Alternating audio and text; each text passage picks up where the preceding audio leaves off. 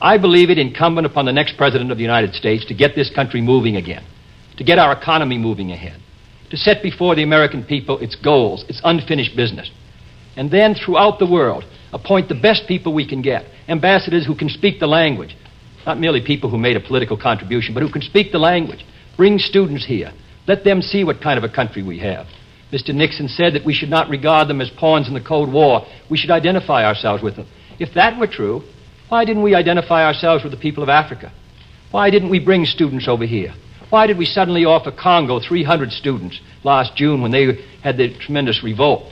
That was more than we had offered to all of Africa the year before from the federal government.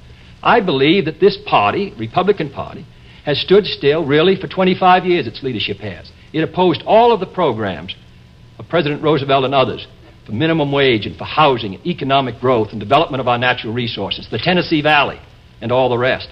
And I believe that if we can get a party which believes in movement, which believes in going ahead, then we can reestablish our position in the world. Strong defense, strong in economic growth, justice for our people, guarantee of constitutional rights so that people will believe that we practice what we preach, and then around the world, particularly to try to reestablish the atmosphere which existed in Latin America at the time of Franklin Roosevelt. He was a good neighbor in Latin America because he was a good neighbor in the United States, because they saw us as a society that was compassionate, that cared about people, that was moving this country ahead.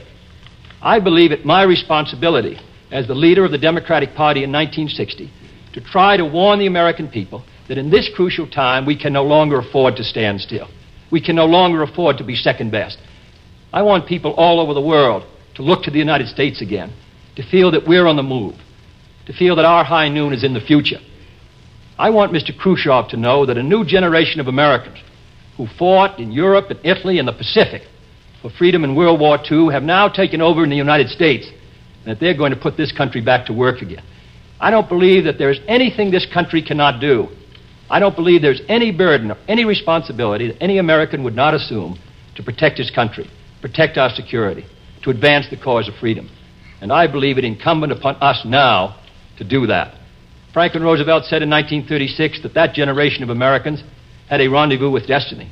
I believe in 1960 and 61 and 2 and 3, we have a rendezvous with destiny. And I believe it incumbent upon us to be the defenders of the United States and the defenders of freedom. And to do that, we must give this country leadership, and we must get America moving again. Senator Kennedy has said tonight again what he has said several times in the course of these debates and in the campaign, that America is standing still. America is not standing still. It has not been standing still.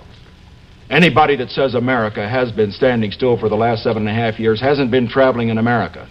He's been in some other country. Let's get that straight right away. Now, the second point we have to understand is this, however. America has not been standing still. But America cannot stand pat. We can't stand pat for the reason that we're in a race, as I've indicated. We can't stand pat because it is essential, with the conflict that we have around the world, that we not just hold our own, that we not keep just freedom for ourselves. It is essential that we extend freedom, extend it to all the world. And this means more than what we've been doing. It means keeping America even stronger militarily than she is. It means seeing that our economy moves forward even faster than it has. It means making more progress in civil rights than we have, so that we can be a splendid example for all the world to see. But we aren't going to move America forward, and we aren't going to be able to lead the world to win this struggle for freedom if we have a permanent inferiority complex about American achievements. Because we are first in the world in space, as I've indicated. We are first in science, we are first in education, and we're going to move even further ahead with the kind of leadership that we can provide in these years ahead. One other point I would make. What could you do? Senator Kennedy and I are candidates for the presidency of the United States. And in the years to come, it will be written that one or the other of us was elected and that he was or was not a great president. What will determine whether Senator Kennedy or I, if I am elected, was a great president? It will not be our ambition that will determine it, because greatness is not something that is written on a campaign poster.